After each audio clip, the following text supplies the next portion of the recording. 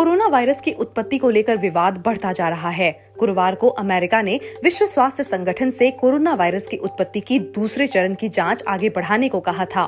America ने भी यही कहा है कि चीन में स्वतंत्र विशेषज्ञों को वास्तविक डेटा और नमूनों तक पहुंच मिलनी चाहिए। अमेरिकी राष्ट्रपति जो बाइडेन ने खुफिया एजेंसियों से कहा है कि अपनी कोशिशों को तेज करें और 90 दिनों के अंदर ऐसी जानकारी जुटाएं जिसके आधार पर किसी ठोस नतीजे के करीब पहुंचा जा सके। अब भारत ने भी इस मामले में अपनी राय रखी है। भारतीय विदेश मंत्रालय ने शुक्रवार को एक बयान जारी कर कहा, विश्व स्वास्थ्य संगठन की कोविड-19 की उत्पत्ति से जुड़ी जांच का अध्ययन एक अहम कदम है। इस मामले में अगले चरण की जांच की जरूरत है। 24 मई को बीजेपी महासचिव कैलाश विजयवर्गीय ने कहा था कि भारत में कोरोना की दूसरी लहर के पीछे चीन हो सकता है, इसलिए सभी भारतीयों को एकजुट रहना चाहिए।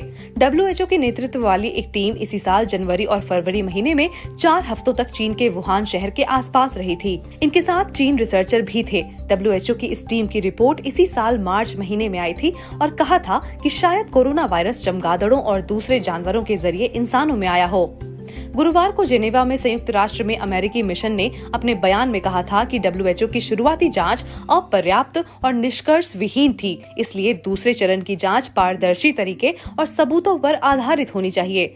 पूरे मामले पर चीन ने भी प्रतिक्रिया दी है। गुरुवार को चीनी विदेश मंत्रालय के प्रवक्ता चाओ लिजियन से समाचार एजेंसी रॉयटर्स ने पूछा कि अमेरिकी राष्ट्रपति जो बाइडेन ने कोरोना वायरस की उत्पत्ति को लेकर एक खुफिया रिपोर्ट मांगी है। इस रिपोर्ट में यह बताने के लिए कहा गया है कि कोरोना वायरस जानवरों से इंसानों में आया था।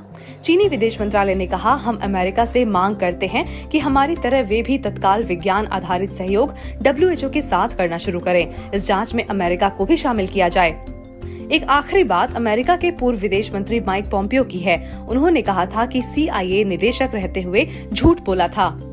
बाइडेन के चीफ मेडिकल सलाहकार डॉक्टर एंथनी फाउची कहते हैं कि उनके विचार से यह बीमारी जानवरों से इंसानों में फैली, मगर इस महीने उन्होंने भी यह कह दिया कि वह इस बात को लेकर आश्वस्त नहीं है। मंगलवार को ट्रंप ने न्यूयॉर्क पोस्ट को ईमेल के माध्यम से भेजे बयान में कहा, मैं तो शुरू से ही ये कह रहा था, मगर मेरी हमेशा की तरह बुरी तरह आलोचना की गई और अब वो सब कह रहे हैं कि मैं सही बोल रहा था। वायरस कहां से फैला, हो सकता है कि आम लोग कभी इस बारे में पूरा सच ना जान पाएं, खासकर तब जब चीन का रवैया ऐसा ही असहयोग वाला रहेगा। बाइडेन जड़ तक जांच करवाने का दावा तो कर रहे हैं, लेकिन अगर अमेरिका को पक्का सबूत मिल जाता है कि वह वायरस लैब से फैला, तो इसका मतलब होगा कि सारी बड़ी हस्तियों को अपनी गलती माननी होगी और किसी निष्कर्ष पर तुरंत यकीन कर लेने की आदत पर फिर से विचार करना होगा।